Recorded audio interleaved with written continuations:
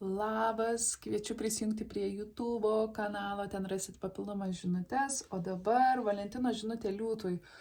Wow, pagaliau mes turim tikrą Valentino žinutę. Todėl, kad visi ženklai turi ganėtinai sunkius išgyvenimus, bent jau tuos, kuriuos pagaunu aš. Ir daug toks jausmas, kad daug kas bėga kliučių ruožų.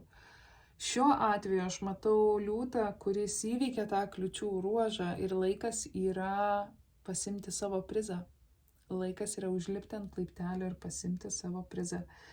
Kai kurie iš jūsų stebit kažkokį žmogų, kurio link norit judėti, yra beproto stipri chemija.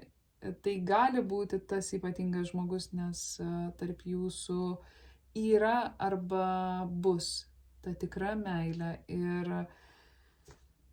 patarimas yra išdrįsti kalbėti savo tiesą. Nebūti tuo bailiu liūtu, kuris bijojo, būti tuo narsiu liūtuku, kuris nebijo pasakyti savo tiesą.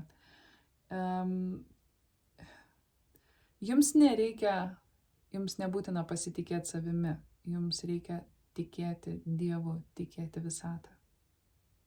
Ir visata jūs palaikys. Jeigu tai ateina iš jūsų dūšios, iš jūsų širdies, iš to, ką jūs jaučiat, iš to, kas lygiuoja su jumis, Dievas padarys viską, kad viskas susidėliotų taip, kaip turi būti.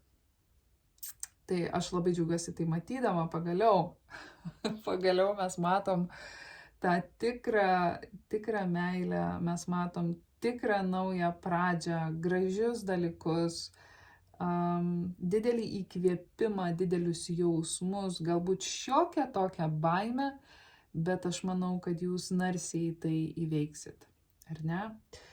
Drąsa nėra nebijojimas. Drąsa, narsa yra, kai tu bijai, bet tu vis tiek padarai, nes tu žinai, kad tai yra teisinga. Ramybės, balanso, sėkmės liūtai. Ate.